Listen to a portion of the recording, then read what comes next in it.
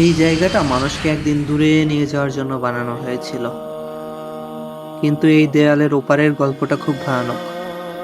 এই মাঠ জানে নিরাপত্তার ভাষা, এই মাঠ জানে একটি জীবনের মূল্য।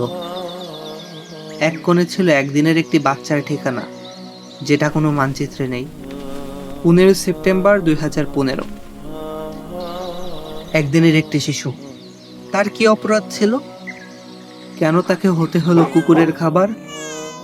কেন তার হাত ঠোঁটের অংশ কুকুরে ছিঁড়ে খেলো? আমাদের দেশে নবজাতক বাচ্চার মুখে মধু তুলে দেওয়া হয়, কিন্তু তার মুখে জোটেনি এক ফোঁটা পানিও। একই সময়ে শহর চলছিল খুব স্বাভাবিকভাবে। খবরটা ভাইরাল হয়েছিল, কিন্তু তার উপলব্ধি কেউ করেনি। হারাম সম্পর্ক মানুষকে ভুল সিদ্ধান্ত নিতে শেখায়। ভালোবাসা যদি লুকিয়ে রাখতে হয়, সেই ভালোবাসা কেমন ভালোবাসা? এই ভালোবাসা প্রশ্ন তোলে। আমাদেরকে পশ্চিমা বিশ্ব কাছে আসার গল্প শেখায়, কিন্তু দায়িত্ববোধের গল্প শেখায় না।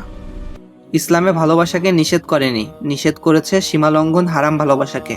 প্রচণ্ড তৃষ্ণা পেলে আমি যেমন বিষ পান করব না, তেমনই জীবনে প্রচণ্ডভাবে একাকিত্ব বোধ করলেও হারাম সম্পর্কের ধারা কাছেও যাব না। আল্লাহ রাব্বুল আলামিন বিয়েকে হালাল করেছেন।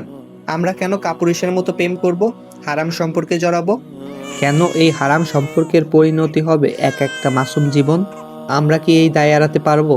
আল্লাহ রাব্বুল আলামিন বলেন, তোমরা জিনা ব্যভিচারের কাছেও যেও না। তা হচ্ছে অশ্লীল কাজ, অতি জঘন্য পথ। আমি গর্বিত, আমি সিঙ্গেল।